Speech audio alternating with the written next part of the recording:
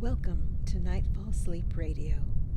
Tonight we journey into the whimsical world of George MacDonald's The Light Princess.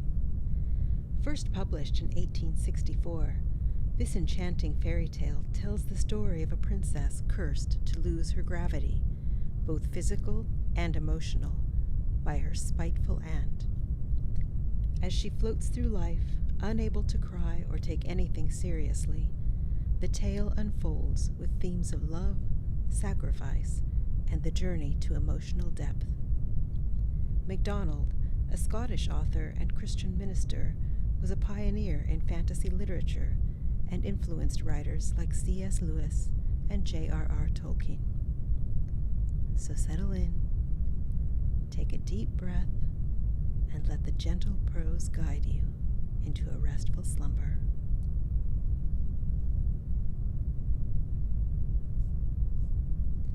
The Light Princess by George MacDonald. Chapter 1. What? No children?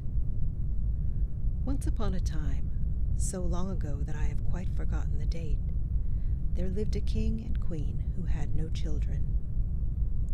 And the king said to himself, "All the queens of my acquaintance have children, some 3, some 7, and some as many as 12. My queen has not one. I feel ill-used." So he made up his mind to be cross with his wife about it, but she bore it all like a good, patient queen that she was. And the king grew very cross indeed, but the queen pretended to take it all as a joke, and a very good one, too. "Why don't you have any daughters at least?" said he. "I don't say sons, that might be too much to expect." "I am sure, dear king, I am very sorry," said the queen.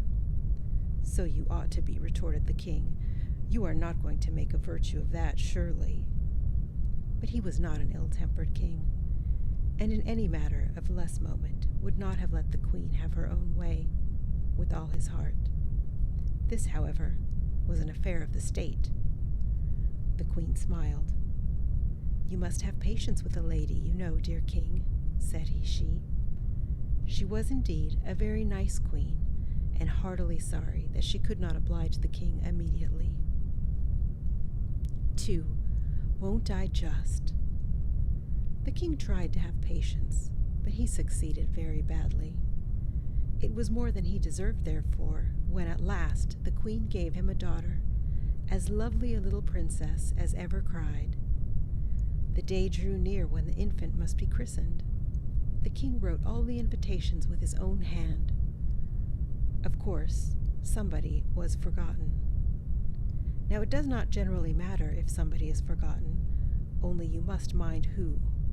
Unfortunately, the king forgot without intending to forget, and so the chance fell upon the Princess Macnamot, which was awkward, for the princess was the king's own sister, and he ought not to have forgotten her. But she had made herself so disagreeable to the old king, their father, that he had forgotten her in making his will, and so it was no wonder that her brother forgot her in writing his invitations. But poor relations don't do anything to keep you in mind of them. Why don't they? The king could not see into the garret she lived in, could he? She was a sour, spiteful creature. The wrinkles of contempt crossed the wrinkles of peevishness, and made her face as full of wrinkles as a pat of butter. If ever a king could be justified in forgetting anybody, this king was justified in forgetting his sister, even at a christening. She looked very odd, too. Her forehead was as large as the rest of her face, and projected over it like a precipice. When she was angry, her little green eyes flashed blue. When she hated everybody, they shone yellow and green. What they looked like when she loved anybody, I do not know, for I never heard of her loving anybody but herself, and I do not think she could have managed that if she had not somehow got used to herself. But what made it highly imprudent in the king to forget her was that she was awfully clever. In fact, she was a witch, and when she bewitched anybody, He very soon had enough of it, for she beat all the wicked fairies in wickedness, and all the clever ones in cleverness. She despised all the modes we read of in history, in which offended fairies and witches have taken their revenges. And therefore, after waiting and waiting in vain for an invitation, she made up her mind at last to go without one, and to make the whole family miserable, like a princess as she was. So she put on her best gown, went to the palace, and was kindly received by the happy monarch, who forgot that he had forgotten her, and took her place in the procession to the royal chapel. When they were all gathered about the font, she contrived to get next to it and throw something into the water, after which she maintained a very respectful demeanor until the water was applied to the child's face. But at that moment she turned round in her place 3 times and muttered the following words, loud enough for those beside her to hear. Light of spirit by my charms, light of body every part, never weary human arms, only crush thy parents' heart. They all thought she had lost her wits, and she was repeating some foolish nursery rhyme, but a shudder went through the whole of them notwithstanding. The baby, on the contrary, began to laugh and crow, while the nurse gave a start and a smothered cry, for she thought she was struck with paralysis. She could not feel the baby in her arms, but she clasped it tight and said nothing. The mischief was done. 3. She can't be ours. Her atrocious aunt had deprived the child of all her gravity. If you ask me how this was effected, I answer, in the easiest way in the world, she had only to destroy gravitation. For the princess was a philosopher, and knew all the ins and outs of the laws of gravitation, as well as the ins and outs of her bootlace. And being a witch as well, she could abrogate those laws in a moment, or at least so clog their wheels and rust their bearings that they would not work at all. But we have more to do with what followed than with how it was done. The first awkwardness that resulted from this unhappy privation was that the moment the nurse began to float the baby up and down, she flew from her arms toward the ceiling. Happily, the resistance of the air brought her ascending career to a close within a foot of it, and there she remained, horizontal as when she left her nurse's arms, kicking and laughing amazingly. The nurse in terror flew into the bell and begged the footman who answered it to bring up the house steps directly. Trembling in every limb, she climbed to the steps and had to stand on the very top and reach up before she could catch the floating tail of the baby's long clothes. When the strange fact came to be known, there was a terrible commotion in the palace. The occasion of its discovery by the king was naturally a repetition of the nurse's experience. Astonished that he felt no weight when the child was laid in his arms, he began to wave her up, not down, for she slowly ascended to the ceiling as before, and there remained floating in perfect comfort and satisfaction, as was testified by her peals of tiny laughter. The king stood, staring up in speechless amazement, and trembled so that his beard shook like grass in the wind. At last, turning to the queen, who was just as horror-struck as himself, he said, gasping, staring and stammering, "She can't be ours, Queen." Now the queen was much cleverer than the king, and had begun already to suspect that this defective came by cause. "Well, I am sure she is ours," answered she, "but we ought to have taken better care of her at the christening. People who were never invited ought not to have been present." "Oh, ho," said the king, tapping his forehead with his finger. "I have it all. I've found her out. Don't you see it, Queen? Princess Markmamont has bewitched her." "That's just what I say," answered the queen. "I beg your pardon, my love, I did not hear you. John, bring the steps I get to my throne with. For he was a little king with a great throne, like many other kings.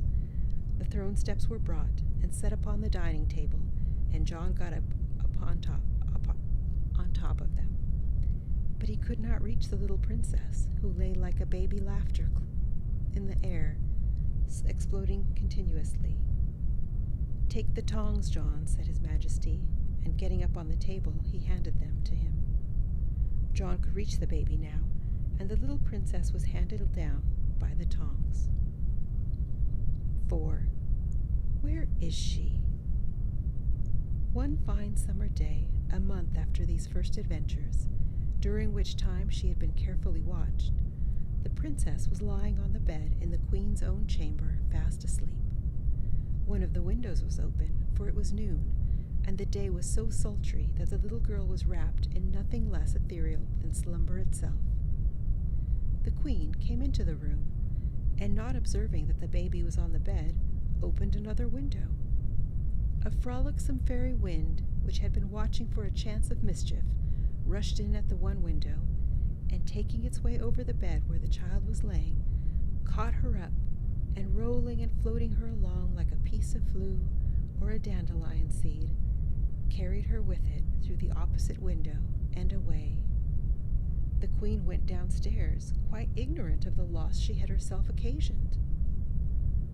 When the nurse returned, she supposed that her majesty had carried her off, and dreading a scolding, delayed making an inquiry about her. But hearing nothing, she grew uneasy, and went at length to the queen's boudoir, where she found her majesty. "Please, your majesty, shall I take the baby?" said she. "Well, where is she?" asked the queen. "Please forgive me. I know it was wrong." "What do you mean?" said the queen, looking grave. "Oh, don't frighten me, your majesty," exclaimed the nurse, clasping her hands. The queen saw that something was amiss, and fell down in a faint. The nurse rushed about the palace, screaming, "My baby! My baby!" Everyone ran to the queen's room, but the queen could give no orders. They soon found out, however, that the princess was missing, and in a moment the palace was like a beehive in the garden, and in 1 minute more the queen was brought to herself by a great shout and a clapping of hands.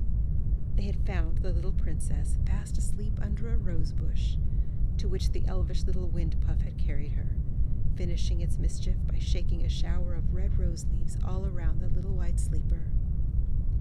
Startled by the noise the servants made, she woke, and furious with glee, she scattered the rose leaves in all directions, like a shower of spray in the sunset.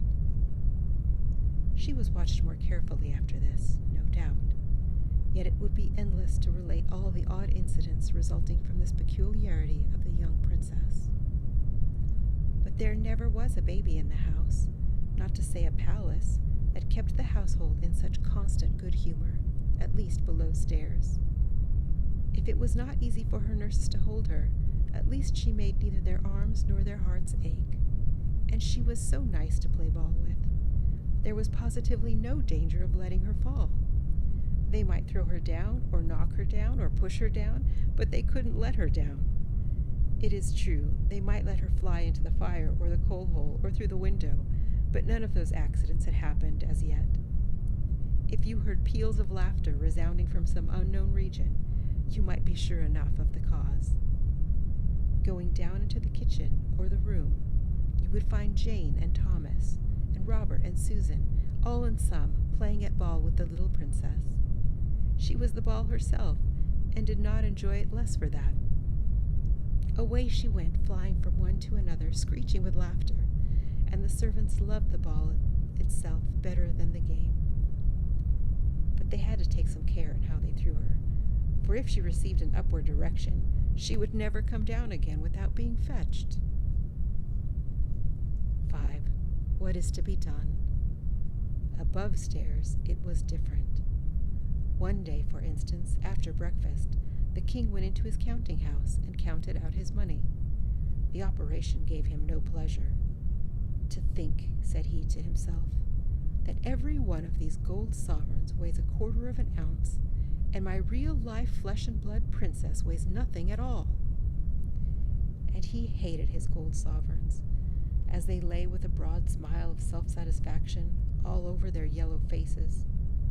The queen was in the parlor eating bread and honey, but at the second mouthful she burst out crying and could not swallow it. The king heard her sobbing. Glad of anybody, but especially of his queen, to quarrel with, he clashed with his gold sovereigns into his money box, clapped his crown on his head, and rushed into the parlor. "What is all this about?" exclaimed he. "What are you crying for, queen?" "I can't eat it," said the queen, looking ruefully at the honey pot. "No wonder," retorted the king. "You've just eaten your breakfast, 2 turkey eggs and 3 anchovies." "Oh, that's not it," sobbed Her Majesty. "It's my child, my child." "Well, what's the matter with your child? She's neither up the chimney nor down the draw-well. Just hear her laughing." Yet the king could not help a sigh, which he tried to turn into a cough, saying, "It is a good thing to be light-hearted, I am sure, whether she be ours or not." "It is a bad thing to be light-hearted," answered the queen, looking with prophetic soul far into the future. "'Tis a good thing to be light-handed," said the king. "'Tis a bad thing to be light-fingered," answered the queen. "'Tis a good thing to be light-footed," said the king. "'Tis a bad thing," began the queen, but the king interrupted her. "In fact," said he, with the tone of one who concludes an argument in which he has had only imaginary opponents, and in which therefore he has come off triumphant, "in fact, it is a good thing altogether to be light-bodied." "But it is a bad thing altogether to be light-minded," retorted the queen, who was beginning to lose her temper.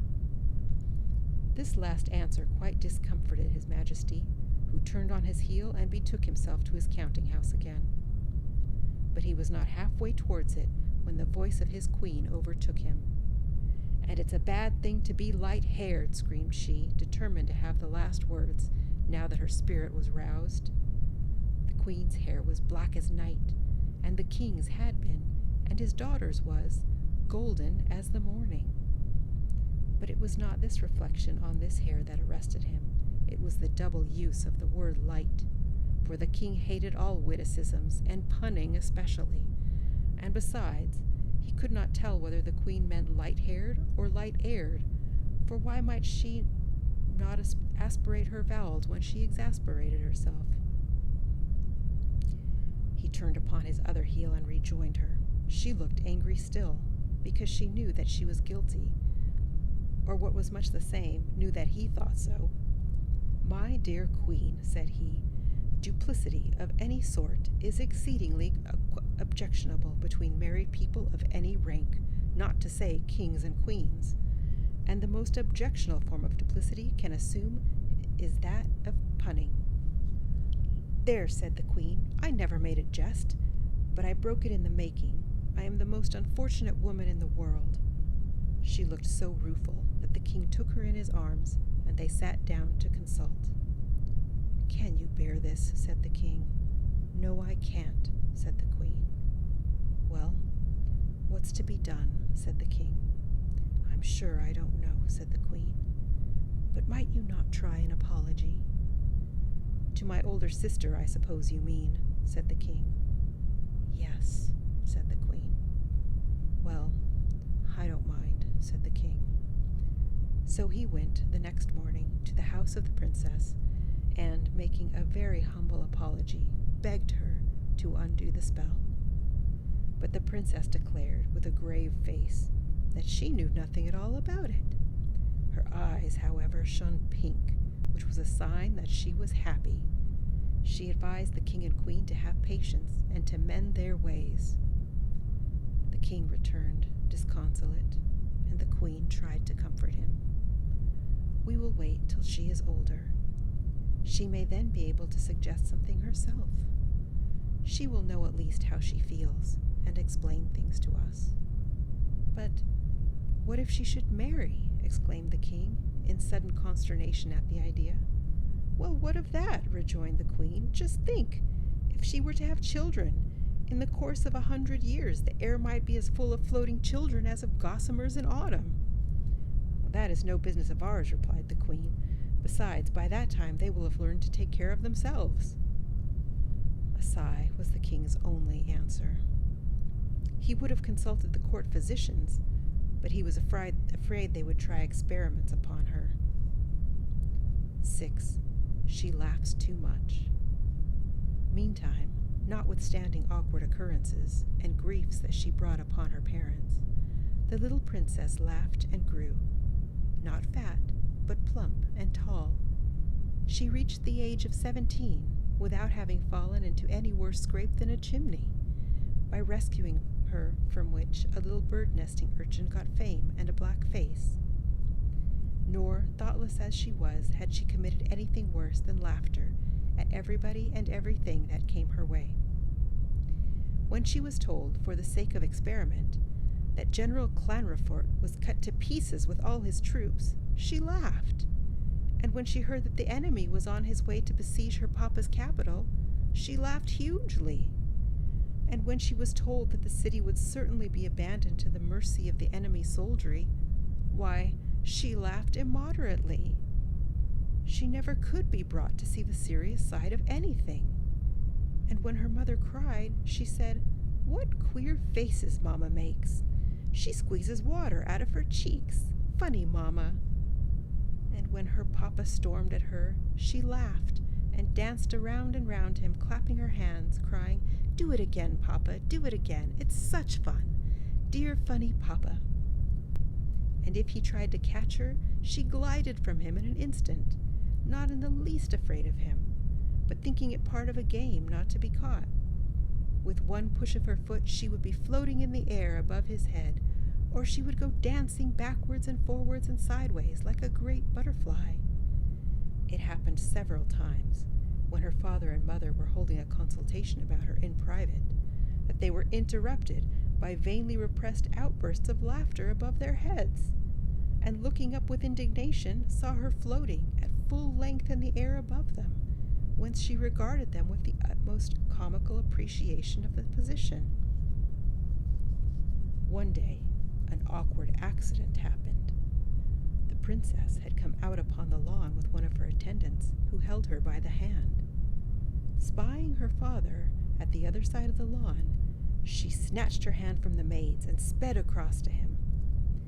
Now when she wanted to run alone, her custom was to catch up to a stone in each hand, so that she might come down again after a bound. Whatever she wore as part of her attire had no effect in this way, even gold, when it thus became as if it were part of herself and lost all its weight for a time. But whatever she only held in her hands retained its downward tendency. On this occasion, she could see nothing to catch up but a huge toad.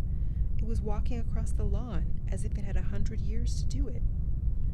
Not knowing what disgust meant, for this was one of her peculiarities, she snatched up the toad and bounced away.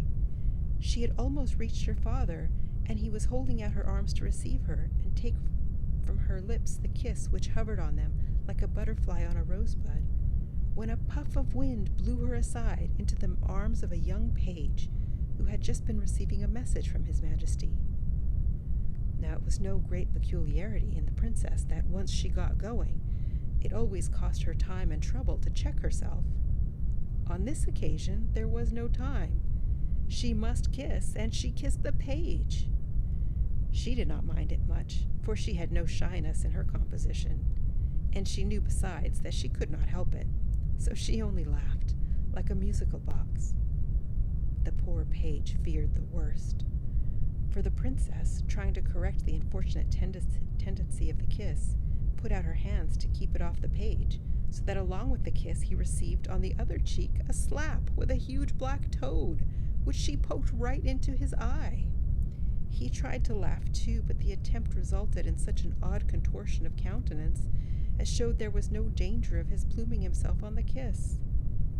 As for the king, his dignity was greatly hurt, and he did not speak to the page for a whole month.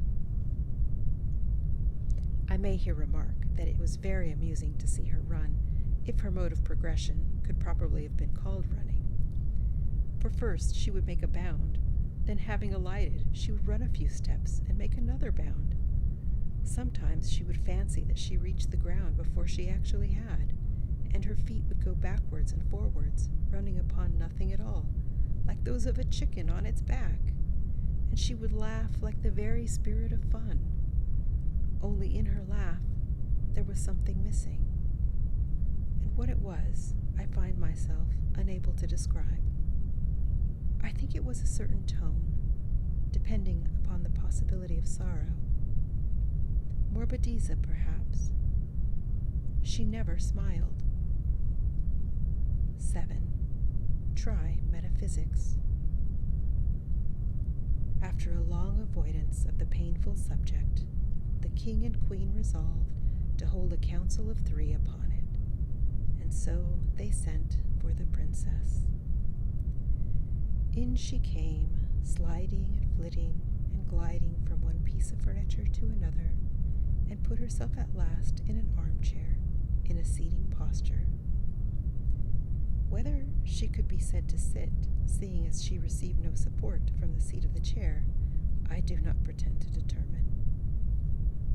"My dear child," said the king, "you must be aware by this time that you are not exactly like other people. Oh, you dear funny papa, I've got a nose and 2 eyes and all the rest, and so have you, and so has Mamma." "Now be serious, my dear, for once," said the queen. "No, thank you, Mamma. I would rather not." "Would you not like to be able to walk like other people?" said the king. "No, indeed, I should think not. You only crawl. You are such slow coaches." "How do you feel, my child?" he resumed, after a pause of discomfiture. "Quite well, thank you. I mean, what do you feel like?" "Like nothing at all, that I know of." "Well, you must feel like something." "I feel like a princess with a funny papa, and such a dear pet of a queen mamma." "Now really," began the queen, but the princess interrupted her. "Oh yes," she added, "I remember. I have a curious feeling sometimes, as if I were the only person that had any sense in the whole world." She had been trying to behave herself with dignity, but now she burst into a violent fit of laughter and threw herself backwards over the chair and went rolling about on the floor in an ecstasy of enjoyment. The king picked her up easier than one does a down quilt and replaced her in her former relation to the chair. The exact preposition expressing his relation I do not happen to know. "Is there nothing you wish for?" resumed the king, who had learned by this time that it was useless to be angry with her. "Oh, you dear papa, yes," answered she. "What is it, my darling?" "I have been longing for it, oh, such a long time, ever since last night." "Tell me what it is. Will you promise to let me have it?" The king was on the point of saying yes, but the wiser queen checked him with a single motion of her head. "Tell me what it is first," said he. "No, no, promise first." "I dare not. What is it?" "Mind, I hold you to your promise.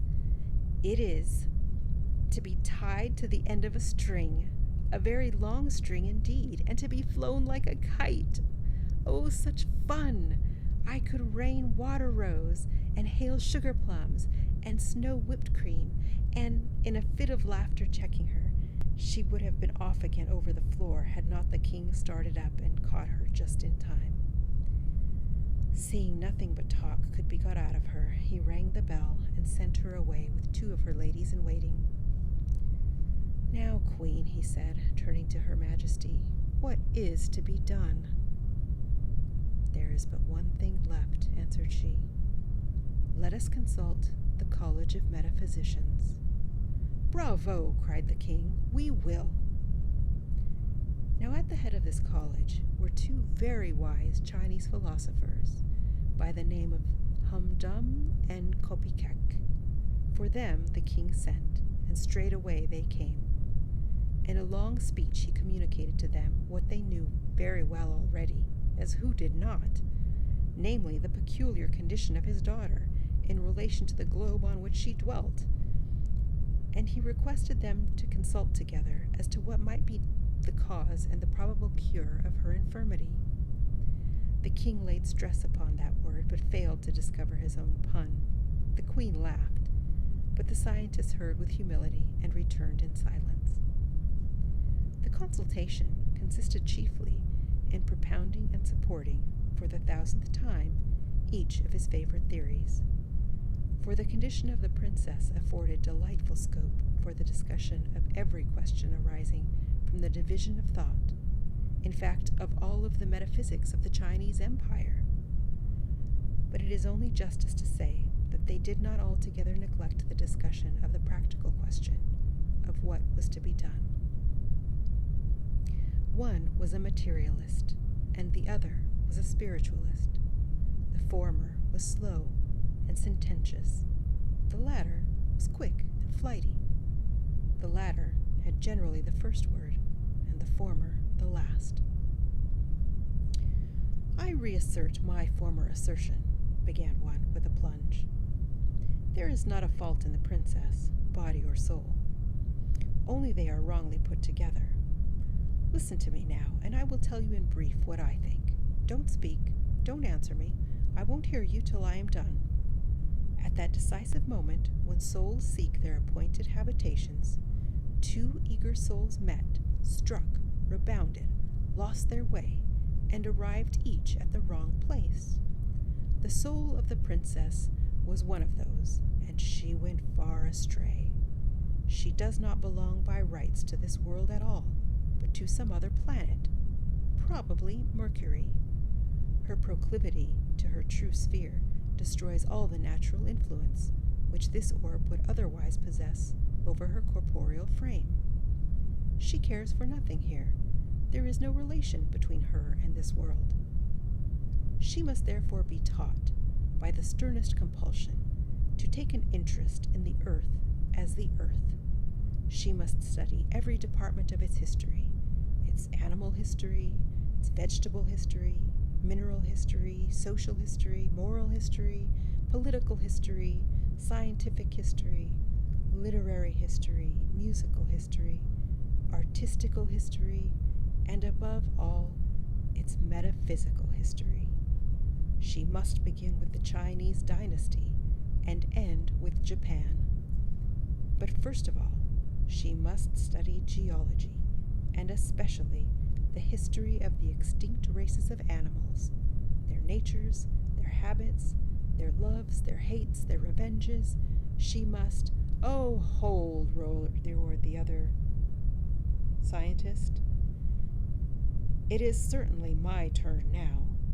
My rooted and unsubvertible conviction is that the causes of the anomalies evident in the princess's condition are strictly and solely physical, but that is only tantamount to acknowledging that they exist. Hear my opinion. From some cause or other, of no importance to our inquiry, the motion of her heart has been reversed. That remarkable combination of the suction and the force pump works the wrong way. I mean, in the case of the unfortunate princess, it draws in where it should force out, and it forces out where it should draw in. The offices and the auricles and the ventricles are subverted. The blood is sent forth by the veins and returns by the arteries. Consequently, it is running the wrong way through her corporeal organism, lungs and all. Is it then all that mysterious, seeing that such is the case, that on the other peculiar of gravitation as well, she should differ from normal humanity? My proposal for the cure is this: phlebotomize until she is reduced to the last point of safety.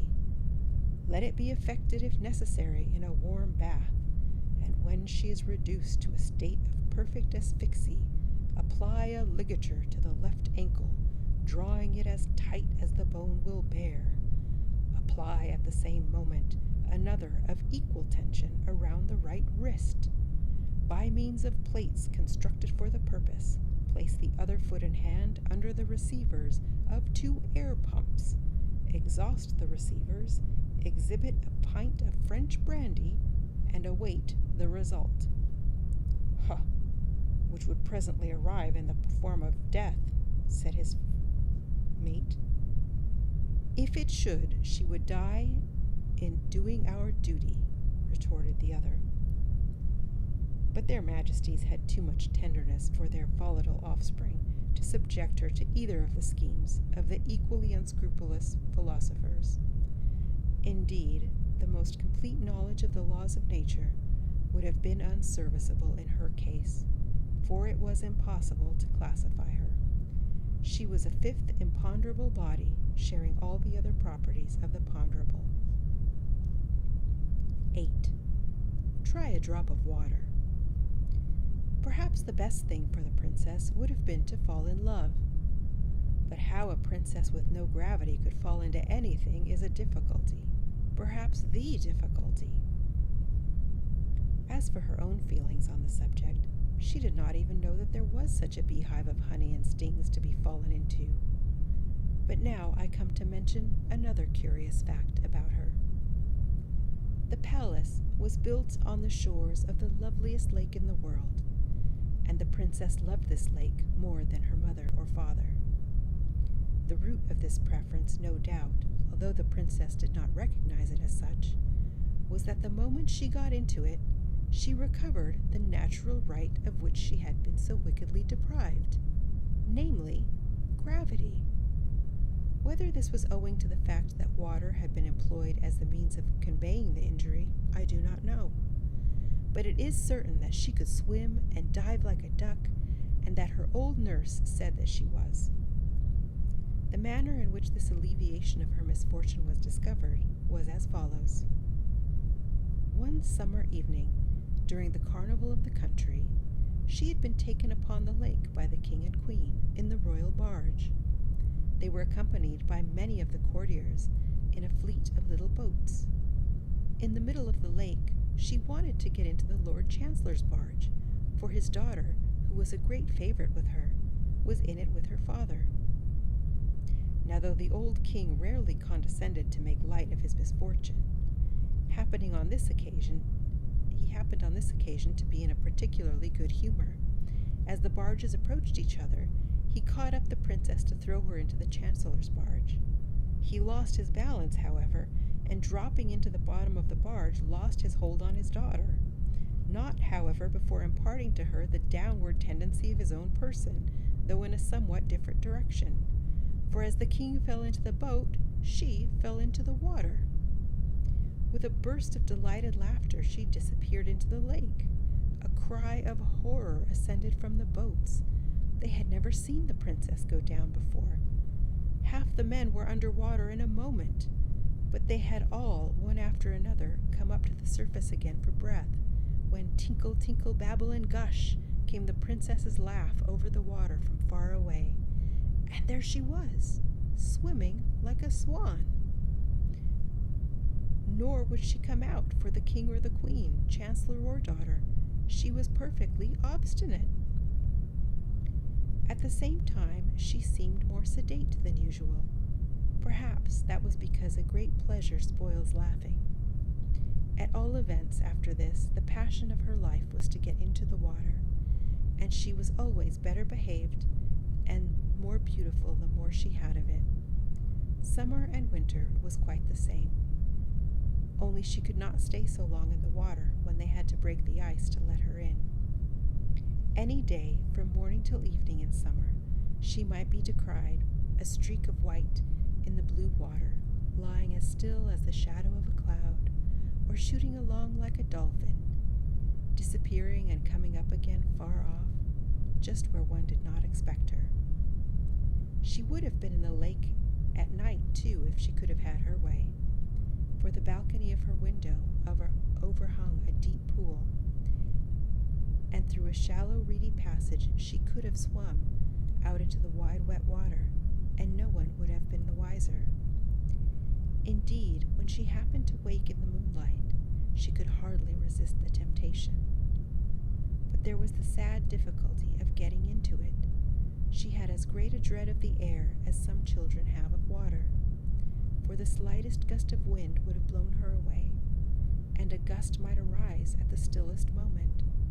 And if she gave herself a push towards the water, and just failed of reaching it, her situation would be dreadfully awkward, irrespective of the wind, for at best she would have to remain suspended in her nightgown until she was seen and angled from someone from a window.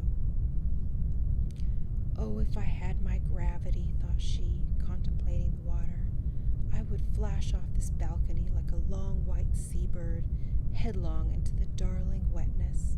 Hey-ho. This was the only consideration that made her wish to be like other people.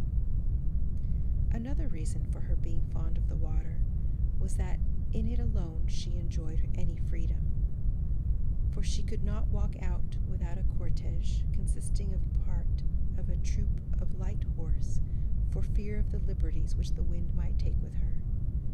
And the king grew more apprehensive with increasing years, till at last he would not allow her to walk abroad at all without 20 silken cords fastened to as many parts of her dress and held by 20 noblemen. Of course, horseback was out of the question, but she bade goodbye to all of this ceremony when she got into the water. So remarkable were its effects on her, especially in restoring her for the time to an ordinary human being, that the philosophers agreed in recommending to the king they bury her alive for 3 years, in the hope that as water did her so much good, the earth would do her yet more. But the king had some vulgar prejudices against this experiment, and he would not give his consent. Foiled in this, they yet agreed in another recommendation, which, seeing that one imported his opinions from China and the other from Tibet, was very remarkable indeed. They argued that, if water of external origin and application could be so efficacious, water from a deeper source might work a perfect cure. In short, that if the poor afflicted princess could by any means be made to cry, she might recover her lost gravity. But how was this to be brought about? Therein lay all the difficulty, to meet which the philosophers were not wise enough. To make the princess cry was as impossible as to make her weigh. They sent for a professional beggar, commanded him to prepare his most touching oracle of woe, helped him out of the court charade box to whatever he wanted for dressing up, and promised great rewards in the event of his success. But it was all in vain. She listened to the mendicant artist's story and gazed at his marvelous makeup till she could contain herself no longer, and then she went into the most undignified contortions for relief, shrieking, positively screeching with laughter. When she had a little recovered herself, she ordered her attendants to drive him away and not give him a single copper, whereupon his look of mortified discomfiture wrought her punishment and his revenge, for it sent her into violent hysterics, from which she was with difficulty recovered. But so anxious was the king at the suggestion that he should have a fair trial, that he put himself in a rage one day, and rushing up to her room, gave her an awful whipping. Yet not a tear would flow. She looked grave, and her laughing sounded uncommonly like screaming. But that was all. The good old tyrant, though he put on his best gold spectacles to look, could not discover even the smallest cloud of serene blue of her eyes. 9. Put me in again.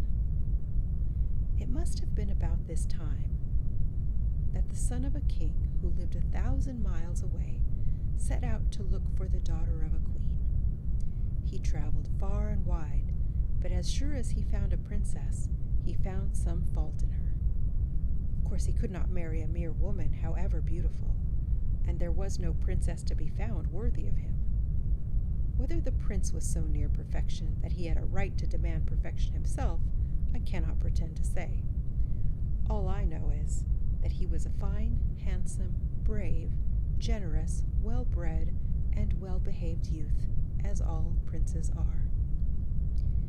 In his wanderings he had come across some reports about our princess, But as everybody said she was bewitched, he never dreamed that she could bewitch him. For what indeed could a prince do with a princess that had lost her gravity? Who could tell what she might not lose next? She might lose her visibility, or her tangibility, or in short, the power of making impressions upon the radical sensorium, so that he should never be able to tell whether she was dead or alive. Of course, he made no further inquiries about her. One day, he lost sight of his retinue in the great forest. These forests are very useful in delivering princes from their courtiers, like a sieve that keeps back the bran. Then the princes get away to follow their fortunes. In this way, they have the advantage of the princesses, who are forced to marry before they have had a bit of fun. I wish our princesses got lost in the forest sometimes. One lovely evening, after wandering about for many days, he found that he was approaching the outskirts of this forest, for the trees had got so thin that he could see the sunset through them, and he soon came upon a kind of heath. Next, he came upon signs of a human neighborhood, but by this time it was getting late, and there was nobody in the fields to direct him. After traveling another hour, his horse, quite worn out with long labor and lack of food, fell and was unable to rise again. So he continued his journey on foot. At length he entered another wood, not a wild forest, but a civilized wood, through which a footpath led him to the side of a lake. Along this path the prince pursued his way through the gathering darkness. Suddenly he paused and listened. Strange sounds came across the water. It was, in fact, the princess laughing.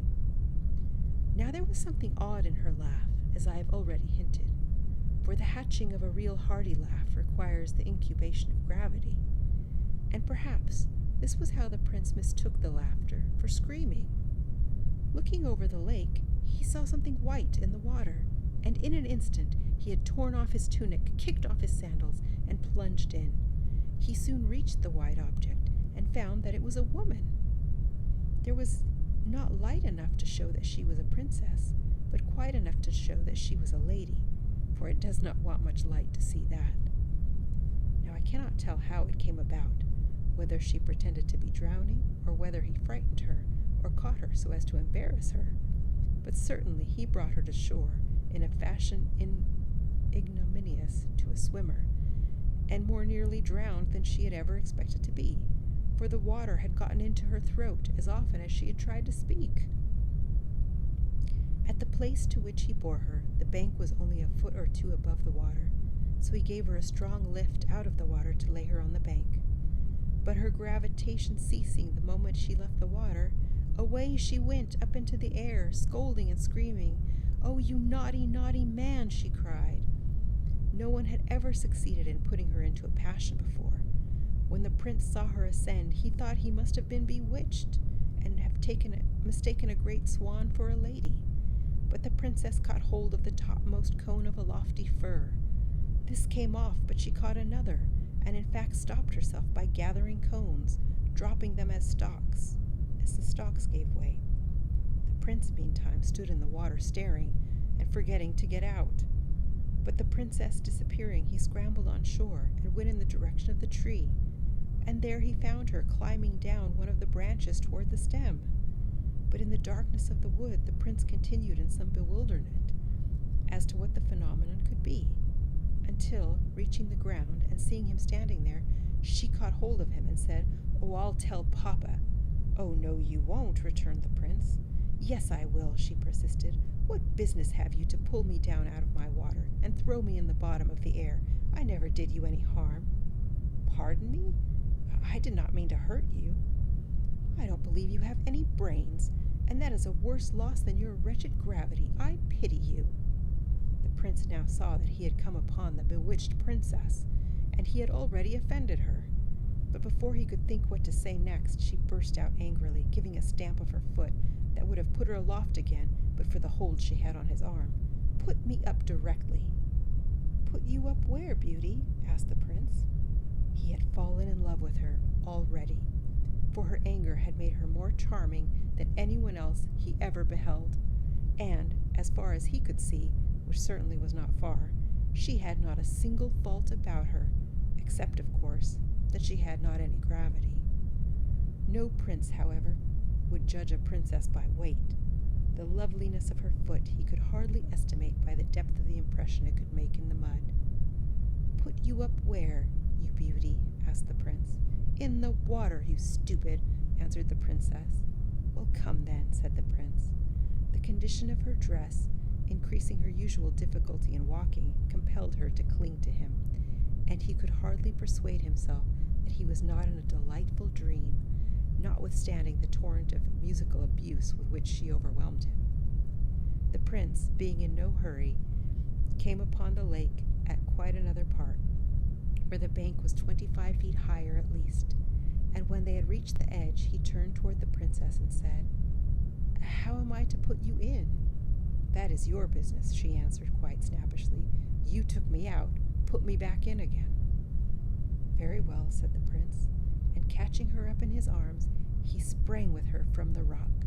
The princess had just time to give one delighted shriek of laughter before the water closed over them.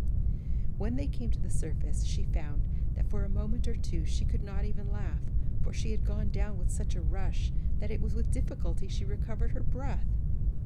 The instant they reached the surface, "How do you like falling in?" said the prince.